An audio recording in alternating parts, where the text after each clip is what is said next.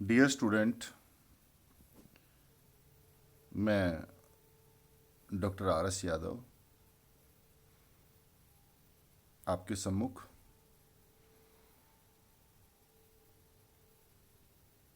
मेरा जो आज का लेक्चर है वह है बीए सेकेंड ईयर के मानव भूगोल एवं MA previous geography the geographical thought के लिए भी उपयोगी है। पिछले लेक्चर में हमने शुरुआत की थी मध्यकाल में अरब भूगोलवेत्ताओं के का क्या योगदान था भूगोल के विकास और इतिहास के क्रम में। इसी क्रम में जो पूर्व लेक्चर जो आपने जो जिसको काफ़ी पसंद किया है उसमें हमने परिचय के साथ साथ अरब साम्राज्य और अरब भूगोलवेत्ताओं के के प्रगति के क्या कारण थे उस पर हमने डिस्कस किया था। आज हम जो अरब भूगोलवेत्ताओं की देन यानी contribution of Arab geographers part 2 में अरब भूगोलवेत्ताओं के भौगोलिक योगदान पर चर्चा करेंगे। मेरे पूर्व लेक्चर में कुछ जो त्रुटियां थी, मैं उसके लिए मुझे खेद है। मैंने पूर्व लेक्चर में जो कि मुझे कमेंट से भी पता लगी हैं और मैंने 2-3 बार मेरे लेक्चर को भी सुना जो मैंने एक कल ही डाला था, उनमें एक स्थान पर जो मेरे से गलती हुई थी वो ये कि मैंने 300 ईस्वी पूर्व एक शब्द यूज किया था वहाँ पर, जबकि वो ईस्वी पूर्व नहीं, वो ईस्वी था।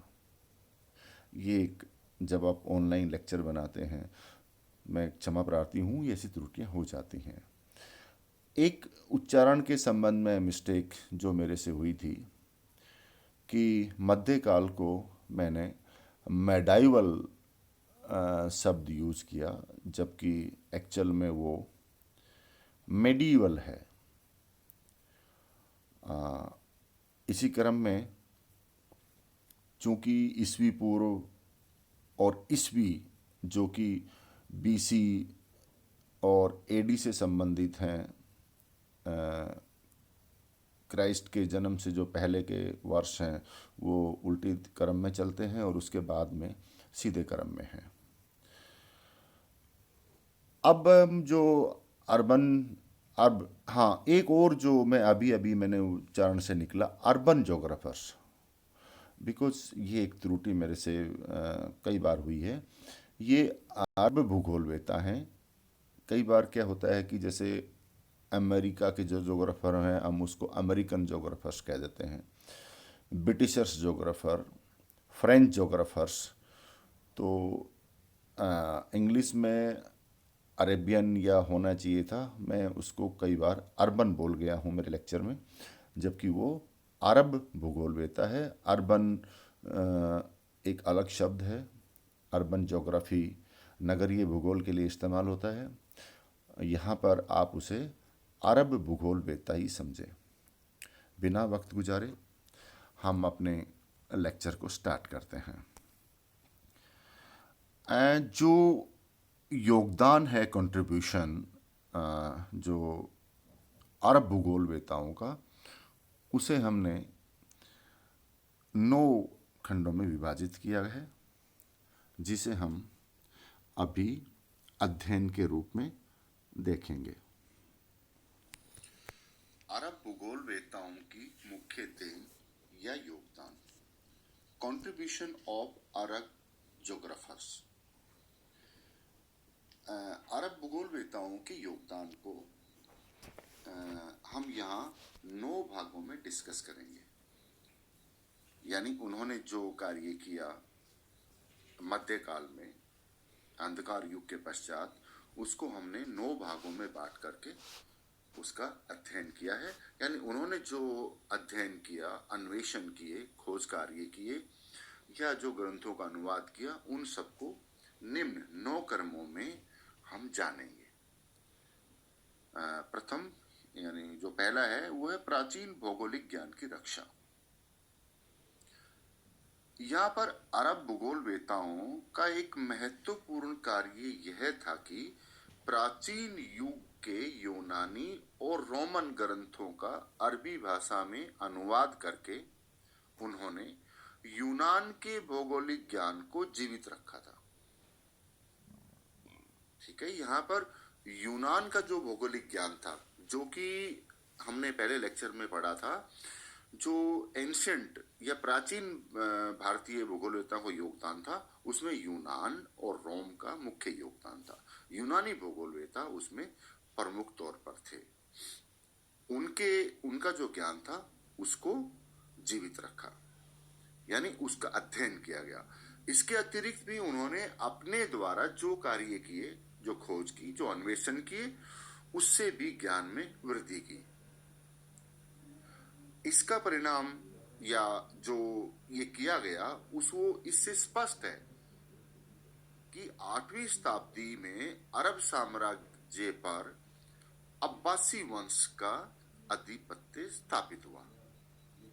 उस समय खलीफा प्रशासनिक कार्यालय को सीरिया के नगर दमिश्क से हटाकर इराक के नगर बगदाद में स्थापित किया गया। यहाँ पर जो प्रशासनिक कार्यालय, जो खलीफा शब्द यूज हुआ है, ये जो रूलर होते थे उस वक्त, उनके अधीन जो ओहदेदार या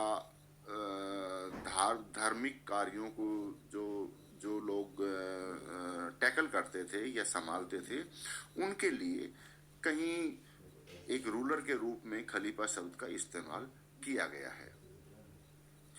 अब यहाँ पर जो प्रशासनिक कार्यालय था उसको सीरिया के दमिश्क से हटाकर इराक के नगर बगदाद में स्थापित किया गया। यहाँ स्थापित करने के पीछे जो कार्य था, जो उस समय था, वो मैं नहीं जानता, लेकिन जो जानकारी उपलब्ध है उसके अनुसार ये है कि वहां पर यूनानी प्रभाव मौजूद था, क्योंकि प्राचीन काल में यूनान के द्वारा ही सबसे अधिक कार्य, यूनानी भूगोलवेताओं ने अधिक कार्य किया था। वहां पर अरबों का संपर्क क्योंकि ईरानी यानी पर्शियन संस्कृति से हुआ, जिस पर यूनानी छाप बहुत गहरी थी। तब यूनानी वैज्ञानिकों ने ग्रंथों का अनुवाद किया और अरबी भाषा में लिखे गए। यहाँ पर अरस्तूत और टॉलमी के ग्रंथों को अनुवाद किया गया, उनका अध्ययन किया गया, साथ ही स्ट्रोबो के ग्रंथों को भी पढ़ा गया। यद्यपि भूगोल के सभी पक्षों में रुचि ली गई थी, परंतु गणितीय भूगोल पर सबसे अधिक ध्यान दिया गया था अरब भूगोलवेताओं द्वारा, क्योंकि अरब जो एरियाज है, जो भूगोल पर या ग्लोब पर उसकी जो लोकेशन है, वो खगोलीय कार्यों के लिए एक उत्तम दशा है। हमारा जो सेकंड जो इनके कार्य हैं वो है खगोलिकी में विशेष प्रगति।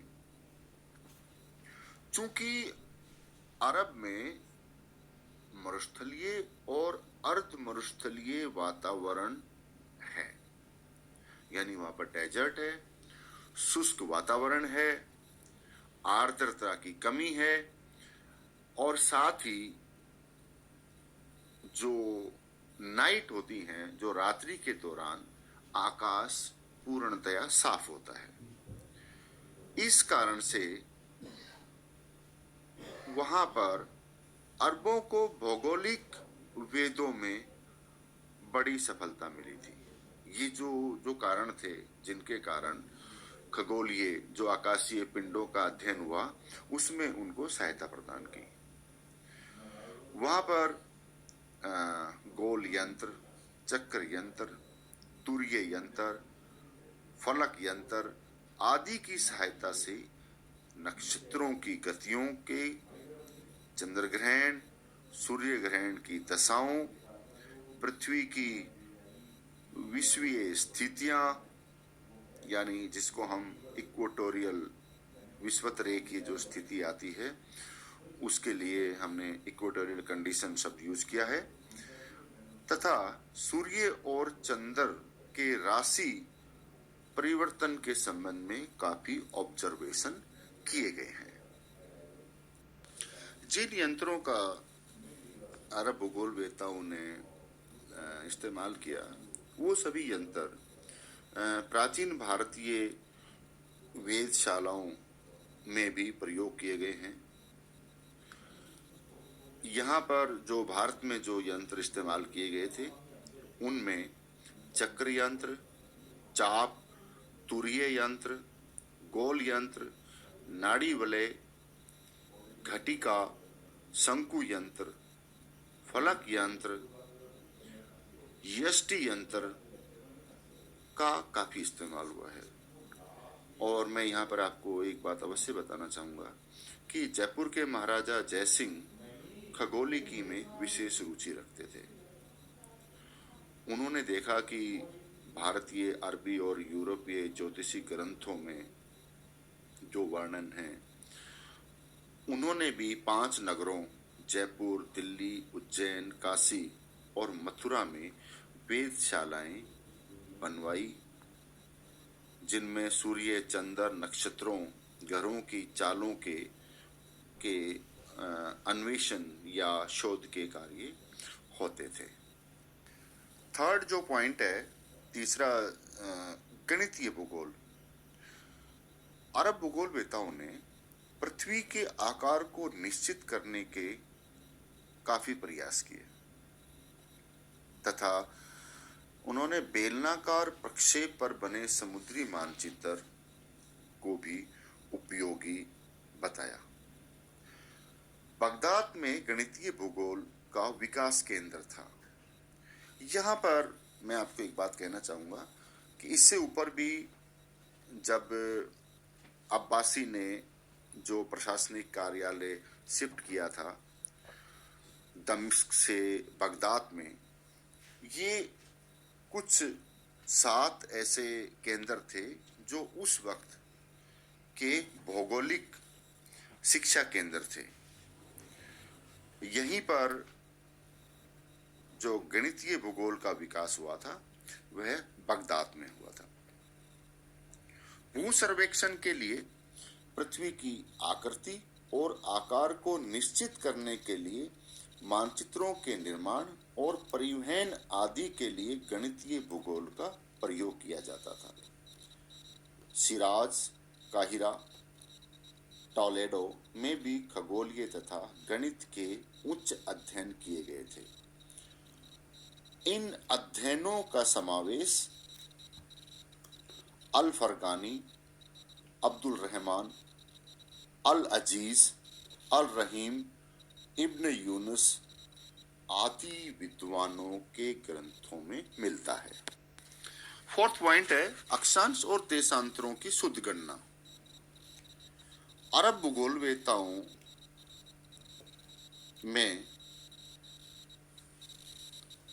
जो कार्य अधिक किया गया वह अक्षांश देशांतरों की दूरियों की गणना प्रमुख तौर पर की गई थी।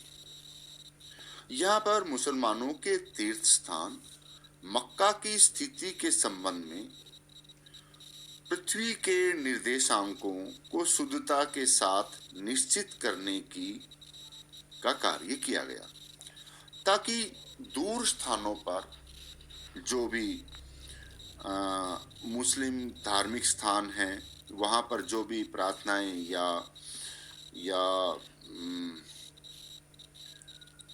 जो भी अल्लाह के लिए प्रार्थना की जाती है उसके लिए ये कहा गया कि या जो मस्जिदों का निर्माण किया गया पूरे साम्राज्य में, वो जब वो पूजा करते हैं या कुरान की जो भी संतुति करते हैं, तो करते समय उनका जो मुख है वो सभी मक्का की तरफ होना चाहिए।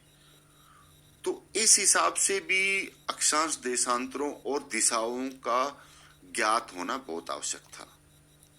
और जब चूंकि मक्का जो मेन धार्मिक स्थल था मुस्लिम कम्युनिटी का, वहां पर दोपहर के 12 बजे जो प्रार्थना होती थी, उसी के आधार पर अन्य शहरों में भी उसी समय प्रार्थनाएं आयोजित होती थी।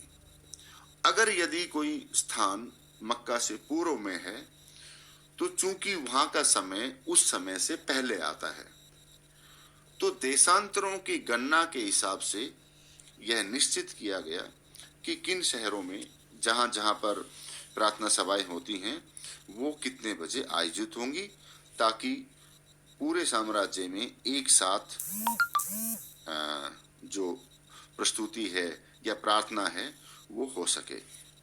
इस हेतु भी अक्षांश और देशांतरों की शुद्ध गणना बहुत आवश्यक थी।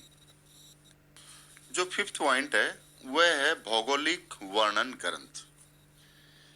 वर्णात्मक भूगोल के क्रम में वहां के जो खलीफाओं के संरक्षण में ग्रंथ लिखे गए, उसमें अरब साम्राज्य, भारत, मध्य एशिया और अरब के प्रादेशिक वर्णन बहुत श्रेष्ठ हैं। सबसे अधिक संख्या में ग्रंथ इदरीसी ने लिखे थे, जो वैज्ञानिक ढंग से की गई प्रादेशिक व्याख्यान के उदाहरण हैं। अन्य जो कार्य उस वक्त किए गए, उनमें सुलेमान, अबू जैद, रमहूर मुजी, इब्न खुर्दाहदेब, इब्न फागिही, अल जनी आदि के नाम प्रमुख हैं। खुर्दाद बेह की पुस्तक रास्ते और मुमालिक में अरब, फारस, हिंदेशियाई द्वीपों, मलया, जापान, कोरिया का भौगोलिक वर्णन मिलता है एवं इन देशों के व्यापारिक मार्गों के अलावा सामान्य भूगोल और नगरों के वर्णन भी लिखे हुए हैं। अल याकूबी ने अरब, मिस्र, सीरिया, इराक, ईरान और भूमध्य सागरीय अफ्रीका के नगरों का भूगोल नामक पुस्तक लिखी। अल मसूदी ने ईरान और इराक का भूगोल लिखा तथा अल बरूनी ने भी अपनी पुस्तकों में उपरोक्त शहरों का वर्णन किया है। अल मसूदी ने जो दो पुस्तकें जो प्रसिद्ध रही हैं, उनमें सोने की चरागाहें और जवाहरातों की खानें तथा उपदेश और निरीक्षण प्रसिद्ध हैं। इब्ने हाकल ने अपनी भौगोलिक यात्राओं के संबंध में दो पुस्तकें, पृथ्वी की आकृति और दूसरी संसार के देश, जिसमें देशों का सामान्य भौतिक और आर्थिक भूगोल लिखा गया था। अल बरूनी भी अरब भूगोल वेताओं में प्रमुख स्थान रखते हैं। उन्होंने मध्य एशिया के उज्बेकिस्तान का से अफगानिस्तान के नगर गजनी से भारत आया था। उन्होंने भारत में रहकर यहाँ के ग्रंथों का अध्ययन किया एवं उन्होंने अपनी 3 पुस्तकें लिखी, जो कि किताब Hind, the book of India, जवाहरात, प्रीशियस स्टोन्स, और तीसरी जो बुक थी, स्थानों की सीमाएं तथा दूरियों की शुद्धियां। Boundaries of the places and corrections of distance प्रमुख थी। अल बरूनी खगोलिकी, गणित, वर्णात्मक भूगोल के प्रख्यात विद्वान थे। उन्होंने देशांतर निर्धारण के लिए त्रिकोणमितीय विधि पर भी लेख लिखा था, जो कि आज भी वर्तमान में भौगोलिक सर्वेक्षण के लिए त्रिभुज सर्वेक्षण आज भी किया जाता है, इस पर भी उन्होंने कार्य किया था। एवं अल बरूनी ने जो एक विशेष कार्य जो अरब भूगोलवेताओं में के अध्ययन में नहीं पता चला है, वो अल बरूनी ने किया। उन्होंने औषधियों के निर्माण में भेषज विज्ञान पर भी अपनी पुस्तक लिखी। यानी जो आयुर्वेदिक या जड़ी बूटियों के आधारित जो विज्ञान है, जो दवाई बनाई जाती है, उसे भेषज विज्ञान कहा जाता है। इसमें पौधों, पशुओं और खनिजों से औषधियां प्राप्त करने का वर्णन और उसके संबंध में जानकारी उन्होंने अपनी पुस्तक में लिखी है। यह पुस्तक अपने आप में एक विचित्र विश्वकोश थी। डियर स्टूडेंट, लेक्चर लंबा होने के कारण जो शेष भाग है वो मैं अरब भूगोलवेताओं की योगदान का पार्ट 3 में पूरा करूंगा। धन्यवाद।